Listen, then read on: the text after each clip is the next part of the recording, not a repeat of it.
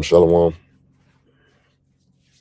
Kohalayim La Yahweh Bahasham Yahweh Shai Bahasham Rakah Hakodash. Double honors to the apostles and to the elders of Great Millstone that rule and teach well. Much peace, love, and salutations to the hopeful elect that are pushing this word in truth and sincerity of heart. Shalom.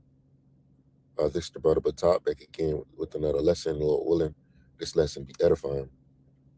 The title of this lesson is Spirit Like the Wind. I don't have a specific topic, so I entitled it that. And so we're just going to get into something that was on my spirit from videos that I was watching last night. And it's centered around you Israelites, Jacob, and how you are literally being targeted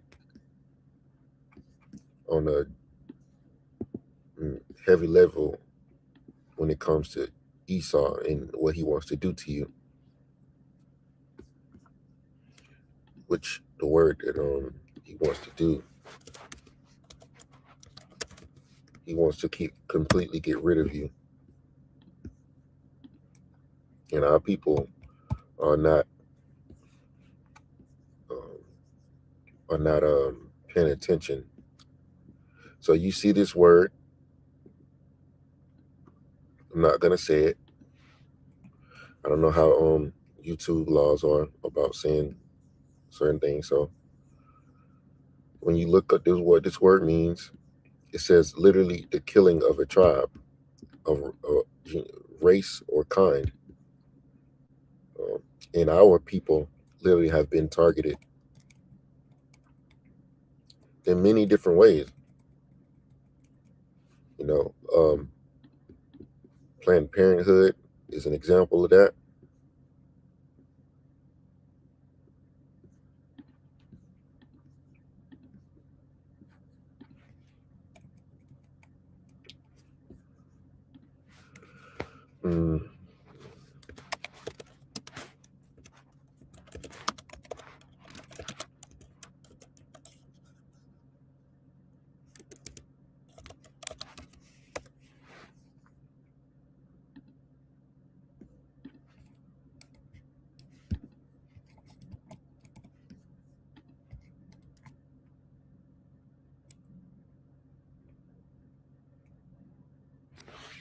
Bear with me 1 second. I'm looking up something.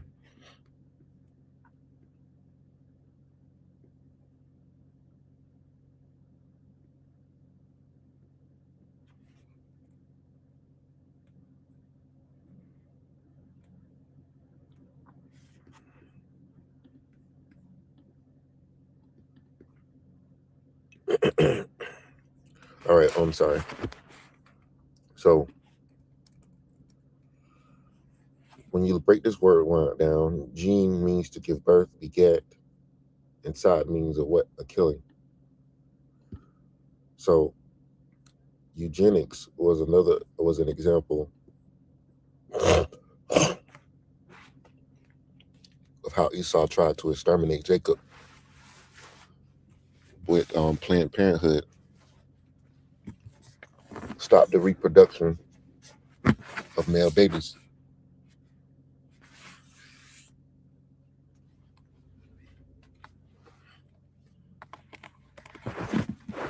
Which I'm gonna get into an example of that in the scripture.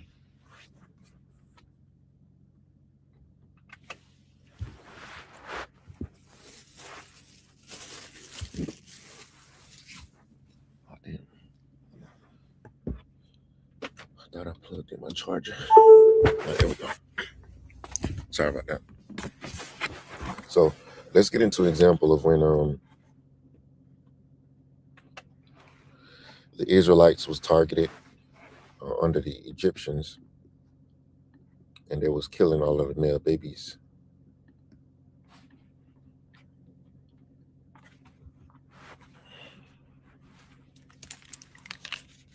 Let's also go to the chat. I'm gonna go to the chat GPT and type in something.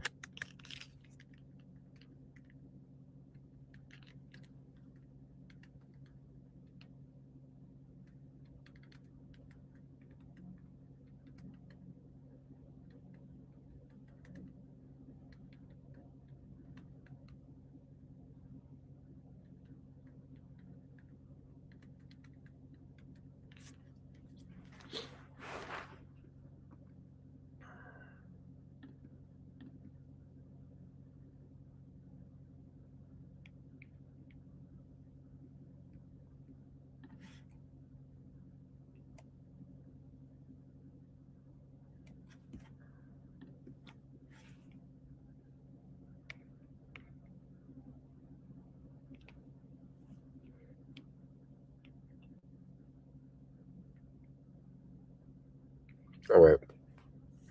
This is what the chat says. I typed in why were the Egyptians killing male Israelite babies? It says according to the biblical account, the killing of Israelite male babies in Egypt was driven by fear, control, and population anxiety. It says the story. See, the thing with the chat is starting to do. It's starting to paint everything like it's it's not as bad as you trying to make it out to be, because it also says not random cruelty. So the chat is really starting to get on my nerves, because it's like it has to give the perfect reason why this or why that this is happening. It just seems like it's being biased. Of course we know what happened to ChatGPT, but it's starting to just be like it's annoying. It's starting to be a little annoying. So it says the story comes from the book of Genesis, the book of Exodus, chapter 1. The Israelites had become numerous and strong in Egypt. A ruler arose, Pharaoh, who did not know Joseph. The Egyptian leader feared that Israelite men could join Egypt's armies. I'm sorry, Egypt's enemies in war. A large Israelite population could challenge Egyptian power. Come, let us deal shrewdly with them. Exodus 1 and 3. Why male babies specifically? Military threat. In the ancient world, males were future soldiers. Killing male infants reduced the chance of rebellion or allegiance with foreign invaders. Population control without total extermination. See, that's what it's all about. Population control. Allowing females to live meant Israelites could be absorbed into Egyptian society through intermarriage. Forced labor could continue. This reflects oppression, not an immediate plan of total annihilation. See, that's what it's doing. If they could have, they would have killed all of us. You see? But ChatGPT trying to make it seem like, oh, they wasn't trying to annihilate y'all. All right, it says escalation of the policy. The policy worsens in stages. Forced labor, slavery, midwives ordered to kill newborn boys. They refused. Statewide decree: all Egyptian citizens must throw male babies into the Nile. This progression shows increasing desperation, not calm policymaking. Was this genocide? The modern definitions, by modern definitions, targeting a specific ethnic group, Israelites in this case, killing children to destroy future generations. This does resemble genocidal behavior, even if the stated motive was fear rather than ideology. So now the chat's now it's saying what the Egyptians was doing was an example of that G word, genocide. So let's read it. This is the book of Exodus, chapter 1. I'm gonna read the NLT, which is on the right. I'm gonna start at verse 8. It says, eventually a new king came to power in Egypt, who knew nothing about Joseph or what he had done. Because if you read, that history in the book of Genesis, Joseph really was second in command, so to speak, under the previous Pharaoh before this one, and all the things that Joseph did for Egypt. He didn't know, this new ruler didn't know anything about what Joseph did, which I find that very, very difficult to believe, but it's possible. Verse 9, he says, he said to, well, it is plausible. I'm sorry. He said to his people, look, the people of Israel now outnumber us and are stronger than we are. Verse 10, we must make a plan to keep them from growing even more. If we don't, and if war breaks out, they will join our enemies and fight against us. Then they will escape from the country. So the Egyptians made the Israelites their slaves. They appointed brutal slave driven they appointed brutal slave drivers over them, hoping to wear them down with crushing labor. They forced them to build the cities of Pithmon and Ramesses as supply centers for the king. But the more the Egyptians oppressed them, the more Israelites multiplied and spread, and the more alarmed the Egyptians became.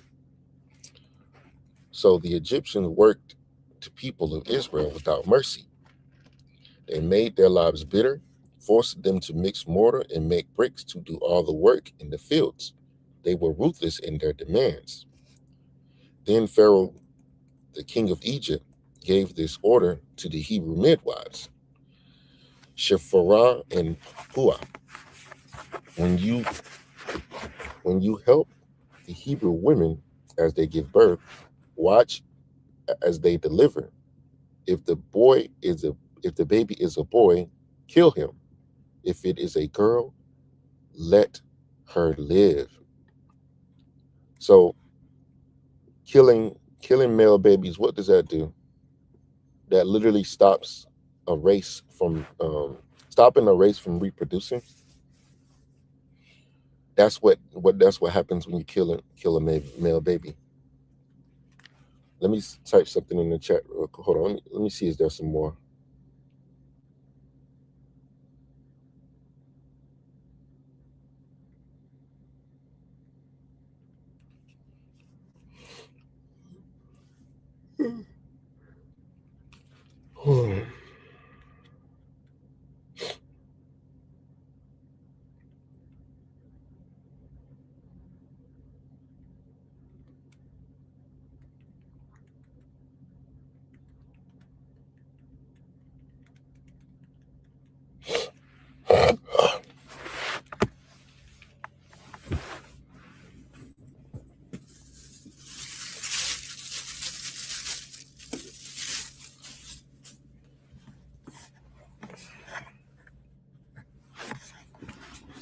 All right.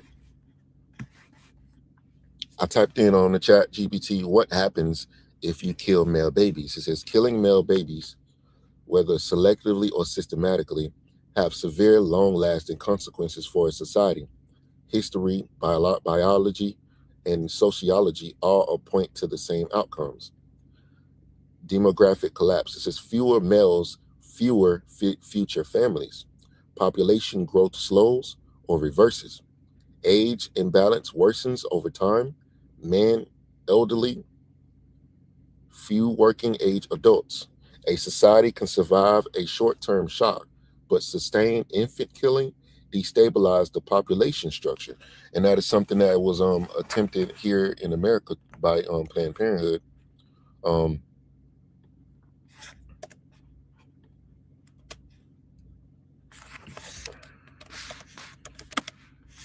The lady Margaret Sanger, she was very clear on her goal of Planned Parenthood, but today they tried to deny that this lady was targeting Jacob, targeting Israelites. All right, eugenics. It says eugenics is the discredited, unethical belief and practice of trying to improve the human race by controlling reproduction. Doesn't this sound like the same thing that was going on with Egypt? It aims to increase desired traits, positive eugenics, and reduce traits deemed undesirable by promoting or restricting the breeding of specific people, often based on race, health, or intelligence. And who you think they was targeting with this? The key aspects of eugenics. to alter human genetics to produce a superior population. Its methods historically, this included forced sterilization, marriage restrictions, and in extreme cases, genocide. It is considered a pseudoscience and is heavily criticized for promoting discrimination and violating human rights.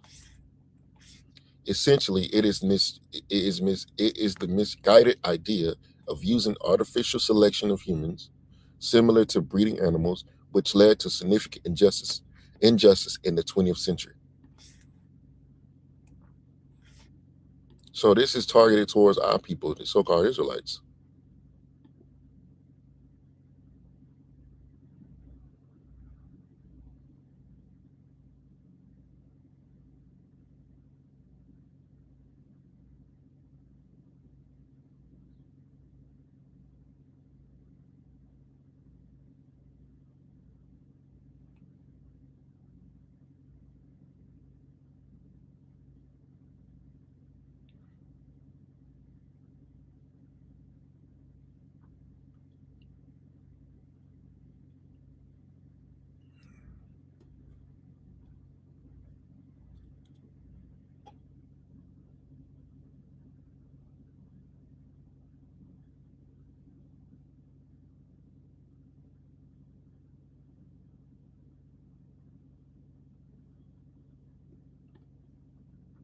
Let's go get a precept real quick.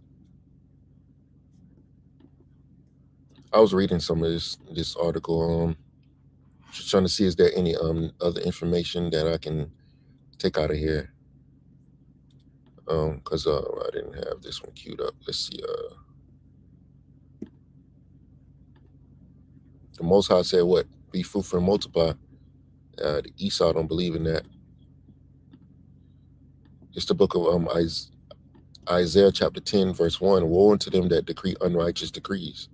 You know, these things that they pass into law, they make into law, are really unrighteous decrees. You know, it's a piss poor behavior towards a race of people. And that people that they typically targeted were Israelites. It says, woe unto them that decree unrighteous decrees and that write grievousness which they have prescribed.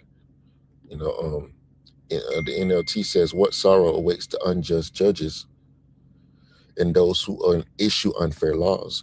So these things that they've been done, you know, when it comes to eugenics and all these pseudoscience that Esau is pushing, it's really just targeted decrees, targeted ways to depopulize a certain specific race. And in this case, it was you so-called Negroes, Latinos, Native Americans were the target of it, you know, even still to today. So this is another reason why Esau has to pay a very heavy price for what he has done to the children of Israel.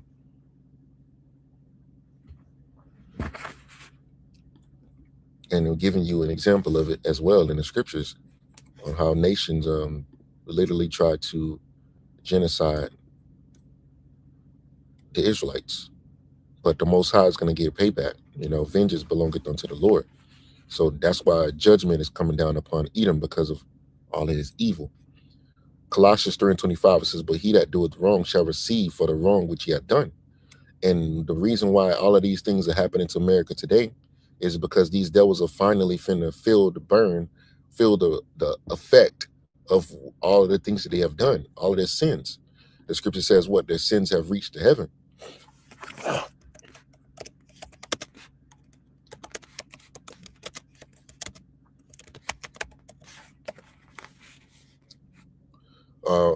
Revelations 18 and chapter 18, verse 4.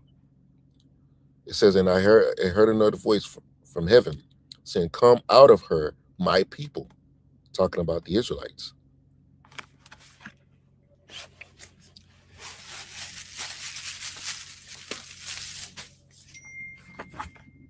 Come out of her, talking about referring to Babylon the great whore that rideth upon the, sitteth upon the beast. So the Israelites, or the elect of Israel, are going to come out of this place. They're going to be delivered. You know, that voice from heaven is, talking about the Lord delivering the Israelites into the so-called UFOs. We know them as the Chariots of Israel.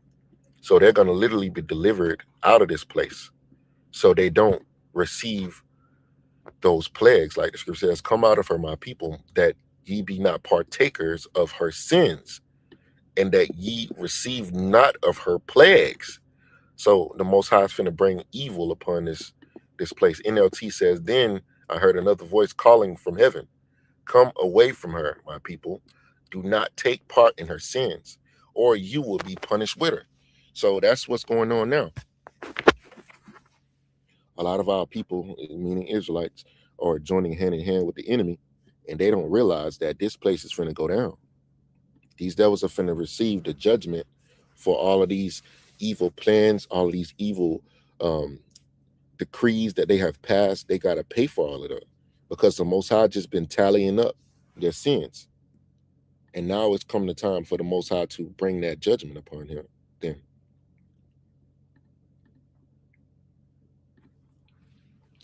verse 5 says, "For her sins have reached unto heaven, and the Most High hath remembered her iniquities."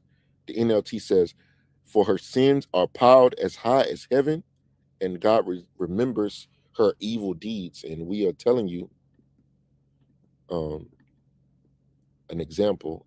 I'm telling you an example of Esau's evil deeds, which there are many examples of them. What happened? If you look at the history of America, you will see there's a very common pattern when it comes to the treatment of so-called minorities in America, which majority of the so-called minorities are, the tribes of Israel, whether it be the Indians, so-called Indians, which we know are Gadites or Simeonites. I'm sorry, not Simeonites. Damn, I'm sorry. Reubenites. I'm sorry, got confused.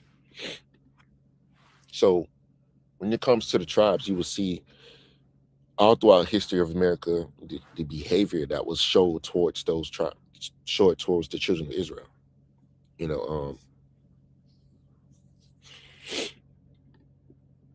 And people need to be aware of these things. A lot of people got their heads in the sand, but we're trying to pull your head out of the sand, because they're going to have one final attempt to bring hell down upon you tribes, man. Colossians 3:25, it says, "But he that doeth wrong shall receive for the wrong which he hath done, and there is no respect of persons." See, the Most High is saying, you look, you're gonna if you do wrong, you're gonna receive judgment for what you have done wrong.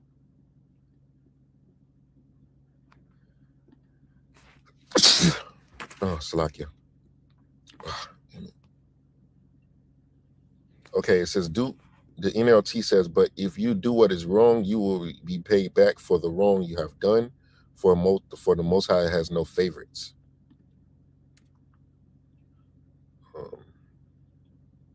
2 Thessalonians 1:6. It says, "Seeing it is a righteous thing with the Most High to recompense, pay back tribulation, trouble to them that trouble you." The NLT says, "It has in his justice he will pay back those who persecute you." And for a very long time,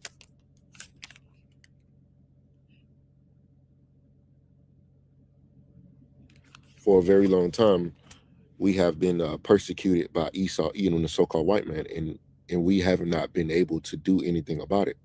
We have been in their hands with no deliverer as of yet. But our deliverer is Yahushua. He's going to save us out of the hands of these evil people, and then he's going to judge them for what he done to his people. And we can bring out some precepts concerning that, because the Most High and his son are angry. BBE says, for it is an act of righteousness on God's part to give trouble as their reward as their reward to those who are troubling you. So the Most High is justified in doing what he's doing to you people. So let's go back to the chat.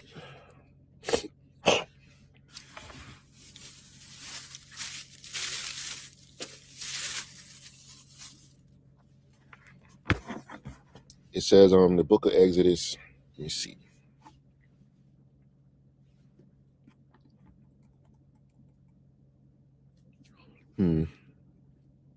All right. It says number 2. Let me read some more from the chat real quick. It says marriage imbalance. Far more women than men leads to larger numbers of unmarried women, competition for partners, breakdown of traditional family formation. This often results in civil unrest and exploitation. History shows that societies with extremely gender imbalance experience higher violence and instability, not peace. Loss of labor and defense. In ancient societies, especially, men made up most physical laborers and soldiers. Killing boys weakened agricultural productivity, military defense, infrastructure building. Ironically, a policy meant to reduce threat often makes the state weaker.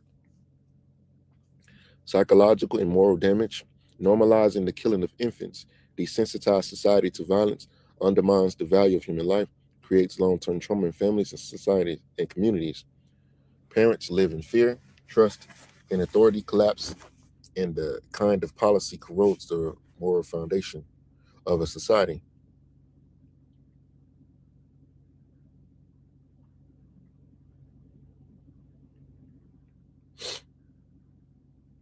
Bottom line, it says killing male babies does not bring stability or safety. It brings population decline, social imbalance, moral decay, eventually instability or collapse. So they was literally trying to collapse our nation by killing off all of the male babies. This is Exodus chapter 1 and verse 18. I'm gonna start at 7. I'm sorry, I left off at 17. It says, but because the midwives feared the Most High, they refused to obey the king's orders. They allowed the boys to live too. So the king of Egypt called for the midwives. Why have you done this? He demanded. Why have you allowed the boys to live? The Hebrew women are not like the Egyptian women. The midwives replied, they are more vigorous and have their babies so quickly that we cannot get there in time. So the Most High was good to the midwives, and the Israelites continued to multiply, grow more and more powerful. And because the midwives feared the Most High, he gave them families of their own. Then Pharaoh gave his order to all his people, throw every newborn Hebrew boy into the Nile River, but you may let the girls live. Because it's very known that if you kill male babies, if you get rid of males, you basically are stopping sterilizing the nation, because the man carries the seed,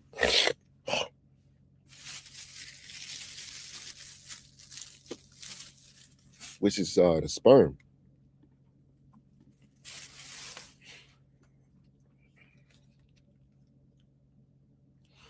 So if you killing off the males, you kill all the males, you're basically destroying that nation.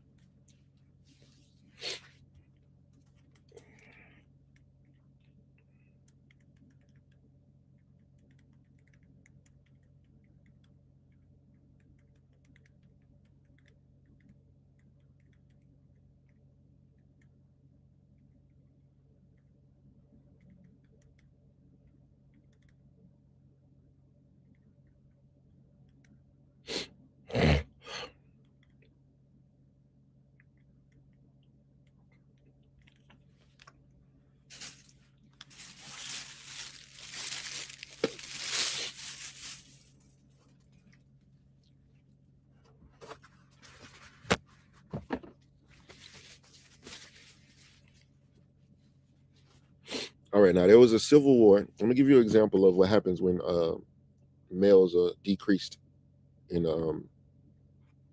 a so-called nation. I typed in the chat GBT, can you find an example in the Bible where Benjamin was almost eradicated?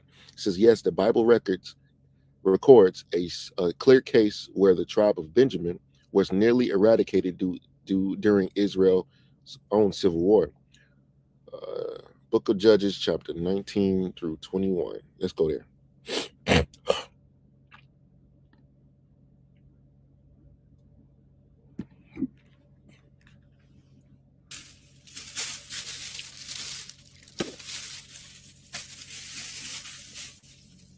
It says, what led to Benjamin's near destruction? The crime of Gibeon. It says a Levite concubine was brutally abused and killed by men in Gibeon, a Benjamite city. The Levite sent pieces of her body to the tribes of Israel to summon justice. The crime shocked the nation and demanded accountability. Benjamin refuses to surrender the guilty, and the other 11 tribes demanded that Benjamin hand over the perpetrators. Benjamin defended its own instead of delivering them. This led to internal tribal war, Israel against Benjamin. The near eradication, civil war, and slaughter. After fierce fighting, Israel defeated Benjamin. About 25,000 Benjamite men were killed. Only 600 men survived, fleeing to the Rock of Rephidim. So that day, 25,000 men of Benjamin fell. Judges chapter 20, verse 48. At this point, an entire tribe of Israel was on the brink of extinction.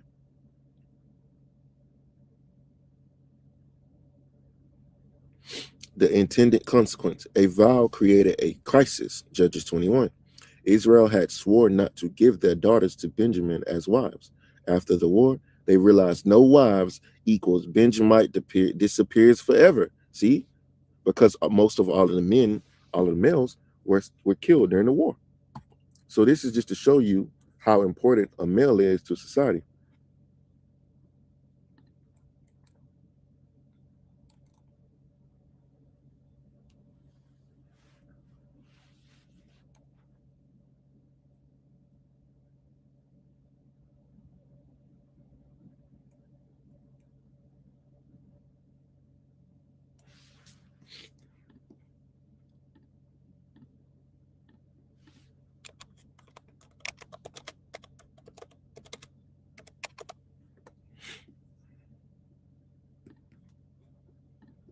I just remembered another precept to hold on deck.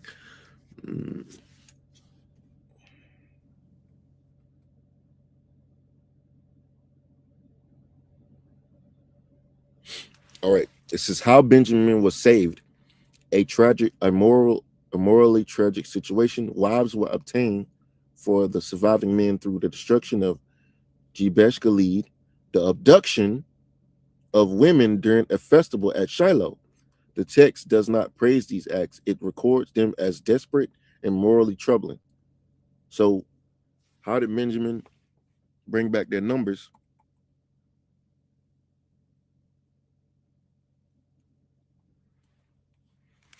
They basically grabbed up these women that was nearby. Hold on, let's see. I'm gonna read a little bit of this.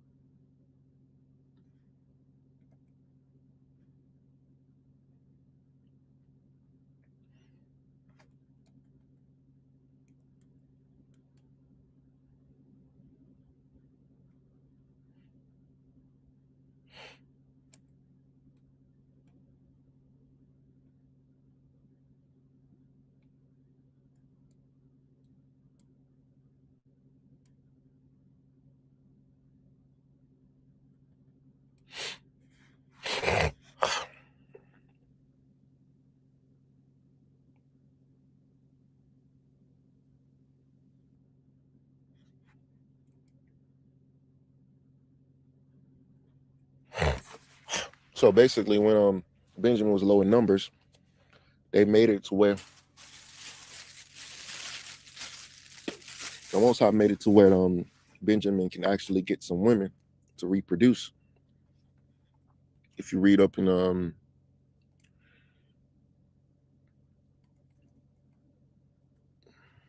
Judges 21.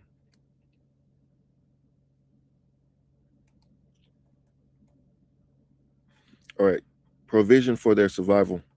It says, so they asked, who among the tribes of Israel did not join us at Mizpah when we assembled in the presence of the Lord? And they discovered that no one from Jabesh Gilead had attended the assembly. For after they counted all the people, no one from Jabesh Gilead was present. So the assembly sent 12,000 of their best warriors to Jabesh Gilead with orders to kill everyone there, including women and children. This is what you are to do. They said, completely destroy all those males and every woman who is not a virgin. Among the residents of Jabesh Gilead, they found 400 young virgins who had never slept with a man, and they brought them to the camp of Shinar in the land of Canaan. The Israelite assembly sent a peace delegation to the remaining people of Benjamin who were living at the rock of Ramon. Sorry. Yeah. Then the men of Benjamin returned to their homes, and the 400 women of Jabesh Gilead who had been spared were given to them as wives, but there was not enough women for all of them. The people felt sorry for Benjamin because Yahweh had made this gap among the children of the tribes of Israel. So the elders of the assembly asked, how can we find wives for the few who remain, since the women of the tribe of Benjamin are dead because they was killed in the civil war? There must be heirs for the survivors, so that an entire tribe of Israel is not wiped out. But we cannot give them our own daughters in marriage, because we have sworn with a solemn oath that anyone who does this will fall under the Most High's curse. So that's why Israel couldn't, the different other tribes didn't give any women to Benjamin. It says, then they thought of the annual festival of Yahweh held in Shiloh, south of Lebanon, Lebonah, and north of Bethel, along the east side of the road that goes from Bethel to Shechem. They told the men of Benjamin who still needed wives, go and hide in the vineyards. And when you see the young women of Shiloh come out for their dances, rush out from the vineyards, and each one of you take one of them home to the land of Benjamin to be your wife. So what you think they was doing? It says that they basically grabbed him. 22 says, when their fathers and brothers come to us in protest, we will tell them, please be sympathetic. Let them have your daughters, for we didn't find wives for all of them when we destroyed Jabesh Gilead, and you are not guilty of breaking the vow, since you did not actually give your daughters to them in marriage. So this was an example to show you what happens when a lot of males of a specific tribe or nation are killed. And this is an example that happened upon the tribe of Benjamin. A lot of them were killed in the civil war, and they was few in number before the other tribes, and they literally had to find them other wives so they can reproduce.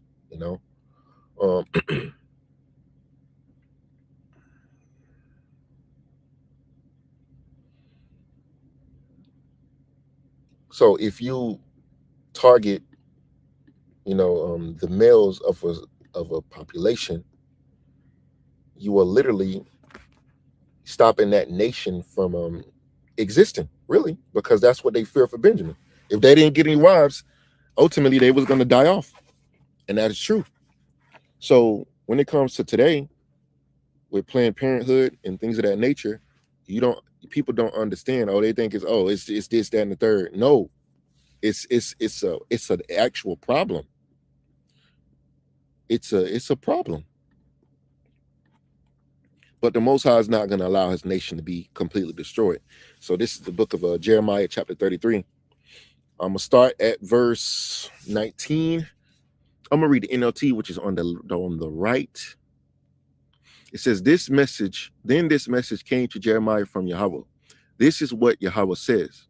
If you can break my covenant with the day and the night, so that one does not follow the other, only then will my covenant with my servant David be broken. Only then will he no longer have a descendant to reign on his throne. The same is true for my covenant with the Levitical priests who minister before me.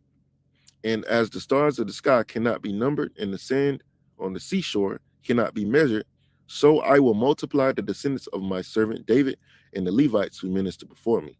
So the Most High is telling you that if his covenant of the day and of the night breaks, then he's basically not going to he's going to get rid of the covenant of David.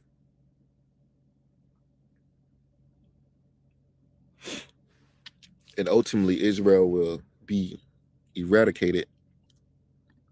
This is there's another one as well. Where is it?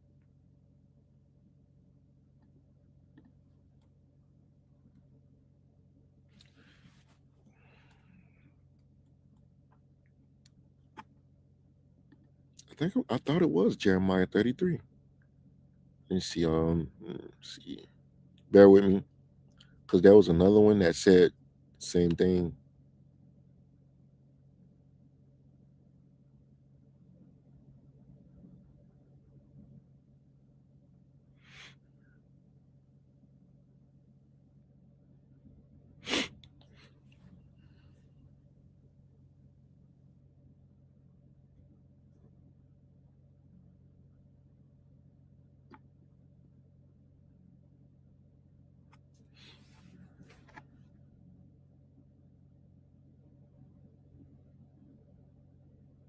Here we go.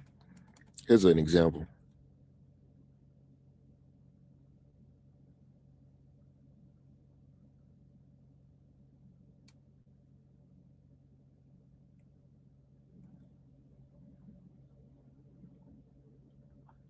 This is the book of Jeremiah, chapter 33, verse 25, and the NLT says, But this is what Yahweh says. I would no more reject my people than I would change my laws that govern night and day, earth and sky. Hold on, wait, hold on.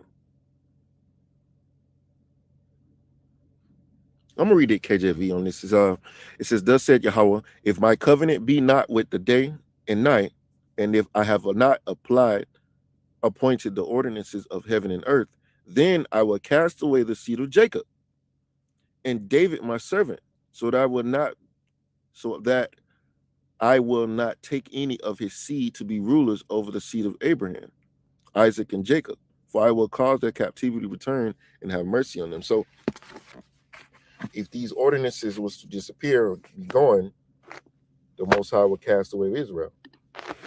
But hey, you wake up today, what you see the sun, don't you?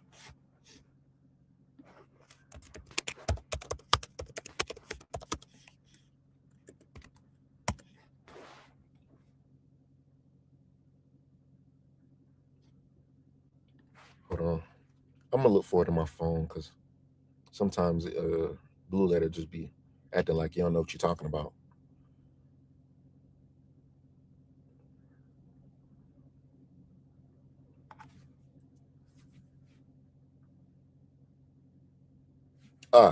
It's actually Jeremiah chapter 31.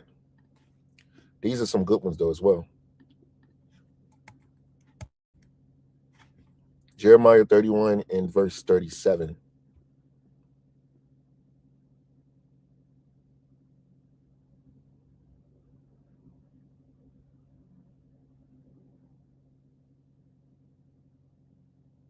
I'm gonna start at 35.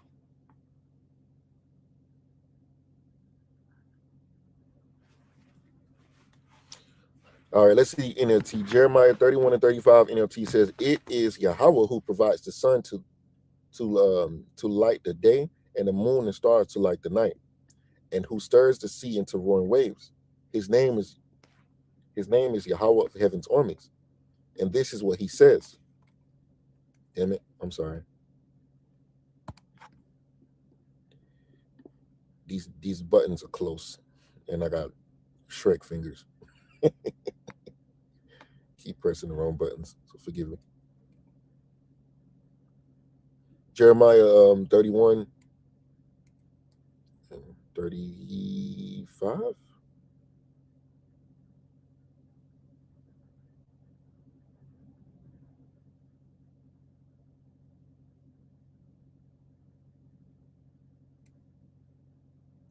I'm gonna just read the KJV. It says, "Thus said Yahweh, which give." I already read that verse. 36. It says, "If those ordinances depart from before me," talking about the sun, the moon, and things like that, the stars. "If those ordinances depart from before me," said Yahweh, "then the seed of Israel shall also cease from being a nation before me forever." So you got Esau's. They have said they want to nuke the sun.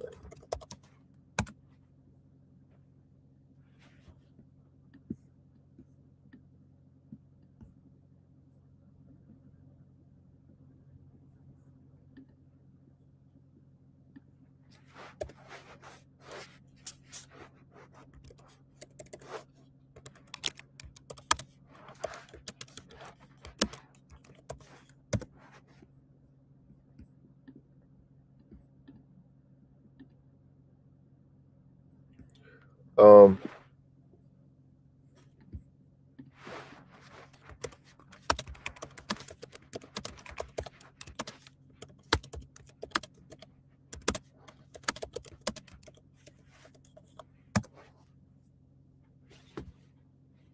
there have been sayings.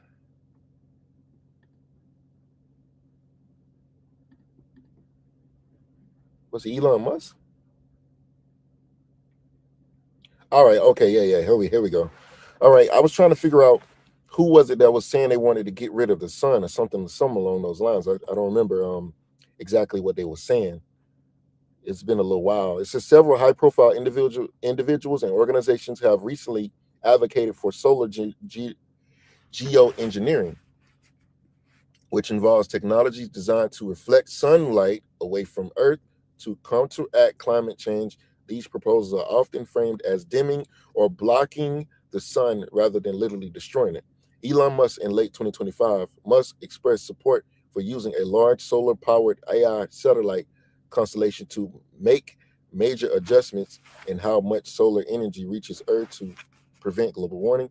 Bill Gates, the Microsoft founder, for years had funded research into solar geoengineering, specifically projects aimed at spraying chemicals into the atmosphere to block sunlight.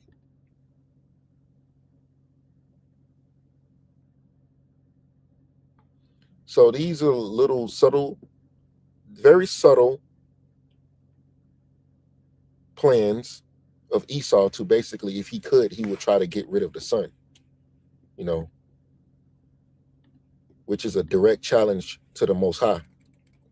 Jeremiah 31 and 35. Thus said Yahweh, which gives the sun for a light by day, and the ordinances of the moon and of the stars for a light by night, which divided the sea when the waves thereof roar. Yahweh of hosts is his name. If those ordinances depart from before me, saith Yahweh, then the seed of Israel also shall cease from being a nation before me forever. So Esau ultimately, he wants to get rid of the sun. He wants to block out the sun. That's a direct challenge to the Most High. They're trying to get rid of those ordinances so ultimately Israel gets totally wiped away before the Lord. But that is impossible. You're not going to be able to do it. That's why the Lord said it. The Lord was being facetious when he said that. Let me see. Let me see if I can spell that word. Would it start with a facetious? Let's see. I'm gonna try my best to spell this word. I think I see it. Facetious. Simple definition. All right. I think this is the right word. Facetious describes someone who is joking or making witty, sarcastic remarks, usually at an inappropriate time. It means you are not being serious, often treating a sensitive or important topic with lightheartedness or sarcasm. So the Most High was being facetious when he said that, because he know you're not gonna be able to do it. You're not gonna be able to do it, man. Esau, you're not gonna be able to get rid of those ordinances. So the Most High knows that, you know. So he was being facetious. It says simple definition: playful, but often inappropriately joking, not intended to be taken literally. See, taking serious matters with humor.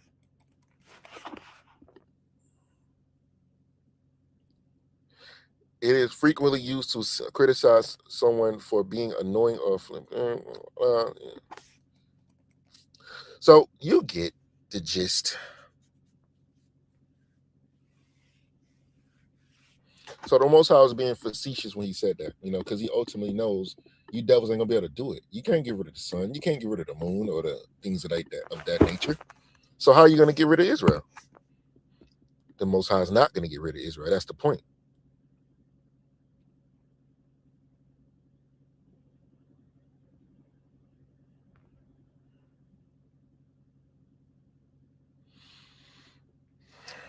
This is verse 36. It says, if those ordinances depart from before me, said Yahweh, then our seed of Israel also shall cease from being a nation before me forever. And Esau was like, challenge accepted. Little do you know you're not going to be able to accomplish that. The verse 37 says, thus said Yahweh, if heaven above can be measured and the foundations of the earth searched out beneath, that means you got to search the heavens, which Esau tries to do that with his technology, his drones and things of that nature, by sending things into heavens to search out the heavens, which you can't do that, man. You're not going to be able to completely search out the heavens because the heavens is so vast, you cannot search it all out. And the Most High knows this. There are so many different planets and things of that nature out there, bro. It's very, very vast. And things are still being created. Yahweh Shah said, what? I go to prepare a place for you, and then I will come and receive you to myself, in the book of John. So that place is being prepared.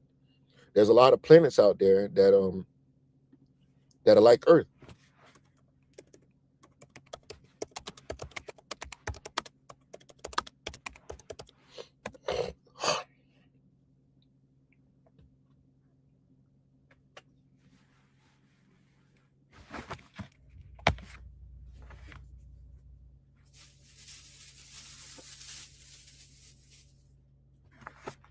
All right. Right here, let's go a quick Google search. It says several Earth-like exoplanets defined by their rocky composition, size, and location within the stars and habitable zone have been discovered. Top candidates include all of these names: TRAPPIST, IE, Kepler 442b, Kepler 186f, and Maxima. I'm sorry, not Maxima. Proxima Centauri B. These planets, often found using the Earth's Similarity Index, it represents the best candidates for hosting liquid water and potential life. So Esau has discovered other planets that are like Earth. Is that a coincidence? I don't think so. Real quick. Damn it. I didn't mean to do that. Damn it. Come on, man. Pressing the wrong buttons. Planets like Earth. I'm sorry. Let me share this screen again. I'm sorry. Bear with me. Bear with me. All right, here we go. Planets like Earth. I meant to open up a new tab. John chapter 14. John 14, I believe. Let's read it. Let's go get it. 14. Yep. John chapter 14 in verse 1. It says, let your heart. This is the words of Yahweh Shah, by the way. So Yahweh Shah knows. He knows. It says, let not your heart be troubled. Ye believe in the Most High, believe also in me. In my Father's house are many mansions. If it were not so, I would have told you. I go to prepare a place for you. See? Now, these other Earth-like planets are an example of the Lord preparing a place for us, because these other planets, which describes in mentions, talking about the Most High's house, is the whole entire solar system. Everything is the Most High's house. The heavens. Well, actually, the heavens. The scripture says, "Heaven is my throne. Heaven is my throne." Let me see. Heaven is my throne. Heaven is my throne. So the Most High's house is the heavens, man. Here it is. There's two scriptures. Isaiah 66:1. It says, "Thus saith Yahweh, the heaven is my throne, and the earth is my footstool. Where is a house that ye will build me? And where is the place of my rest?" See? So the heavens is the Most High's throne. So when Yahweh Shah is telling you in the Father's house, there are many mansions, it's talking about in the heavens.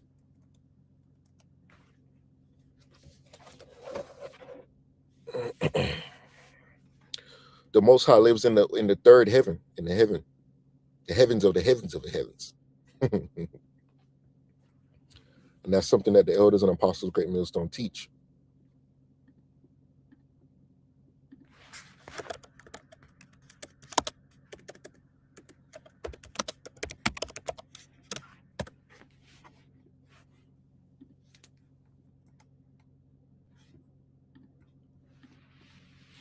Here's an example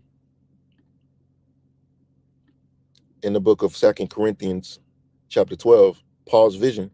He went into the third heaven. He went into the Lord's realm. It is not expedient for me, doubtless, to glory.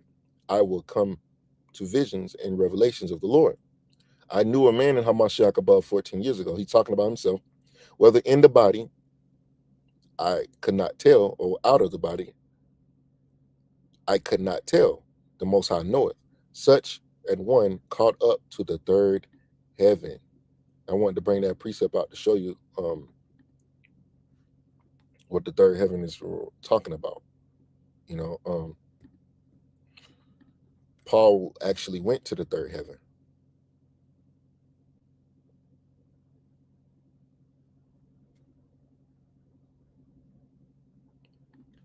Verse 3, and I knew such a man, whether in the body or not out of the body, I could not tell, how that he was caught up into paradise and heard unspeakable words, which is not lawful for man to utter. So the third heaven, Paul actually went there, to paradise. So when it comes to the Father's house, it's talking about the heavens, man. So, and that's where these different galaxies and planets are.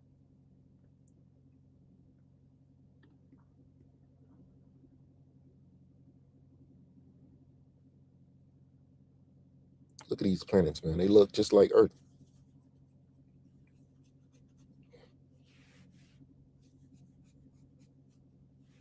And once we get those new bodies, we're going to be able to go travel to these different planets, man. So let's see. Verse 3. And it says, and if I go to prepare a place for you, I will come again and receive you unto myself, that where I am, there you may be also. So, and whether I go, you know, and the way, you know. So Yahweh Shah was telling us that, look, in the Father's house are many mansions. These mansions talk about these other planets, that once we get in our kingdom, we're going to actually be able to explore and go to these different planets, man. And Esau, he sees these planets with his telescopes and things of that nature, but he's never going to be able to inhabit them. So let's Jeremiah chapter 31.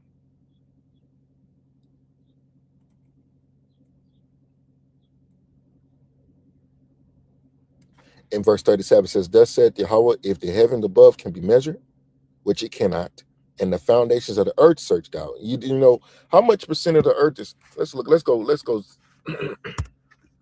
Google that. How much of the earth ocean? You haven't even searched out the ocean yet.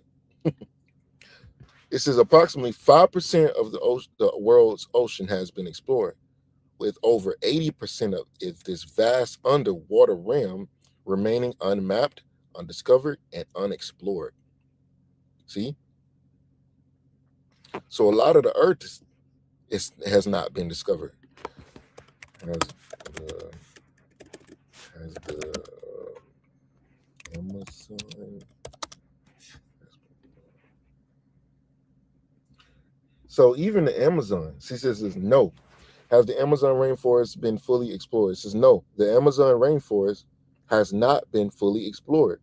Despite centuries of study and modern satellite technology, vast, dense, and remote areas remain uncharted, with many species and archaeological sites still hidden. Over 100 uncontacted tribes are believed to exist these unexplored regions, particularly in the Brazilian Amazon. See, not even the Amazon has been fully explored. Congo dinosaur. Even wait, has the Congo been fully explored? So even the Congo, this is not the Congo. No, the Congo Basin has not been fully explored. It remains one of the largest, least studied, and most inaccessible wilderness areas on Earth. Most of the vast, dense rainforest, which spans roughly 200 million hectares. I'm sorry if I'm mispronouncing that. Remains uncharted and holds significant undocumented biodiversity. Okay, I gotta get rolling. So, not even the Earth has been fully explored yet. There said Yahweh, if heaven can be measured and the foundations of the earth searched out, I will also cast off all the seed of Israel for all they have done, said Yahweh. So Esau can't even search out the heavens, man. He can't even search out the heavens. So basically, the Most High is never going to cast off Israel because Esau can't even complete these tests, to show you that the Most High was never going to cast off the nation of Israel. So damn it.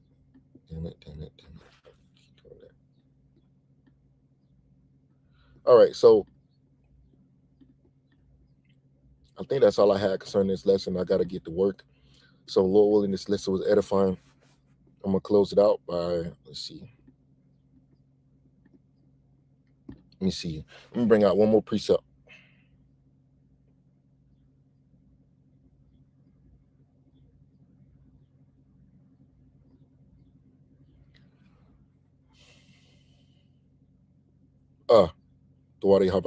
Let's go to Luke 18.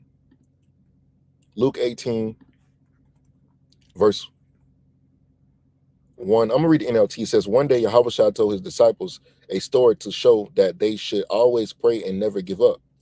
There was a judge in a certain city, he said, who neither feared the Most High nor cared about people. A widow of that city came to him, repeatedly saying, give me justice in this dispute with my enemy. And we're that widow woman. Israel has come, Jeremiah chapter 2, verse 13. Israel is like a comely, delicate woman. We're that woman that's complaining to the Most High about our enemy, which is Esau, so-called white man. The judge ignored her for a while, But finally, he said to himself, I don't fear the Most High or care about people. But this woman is driving me crazy. I'm going to see that she gets justice because she is wearing me out with her constant requests. Then the Lord said, learn a lesson from the unjust judge. Even he rendered a just decision in the end. So don't you think the Most High will surely give justice to his chosen people who cry out to him day and night? Will he keep putting them off? I tell you, he will grant justice to them quickly. But when the Son of Man returns, how many will he find on the earth who have faith? So the Most High is going to avenge his elect. The KJV says, and shall not the Most High avenge his own elect, which cry day and night unto him, though he bear alone with them?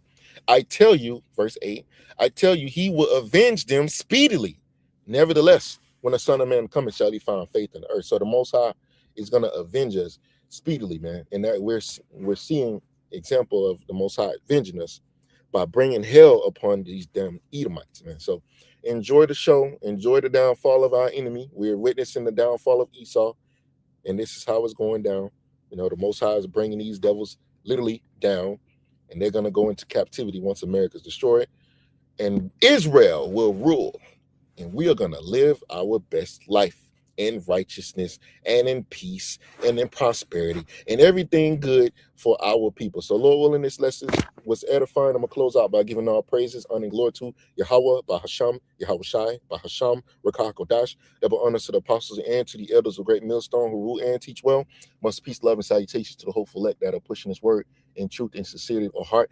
Shalom.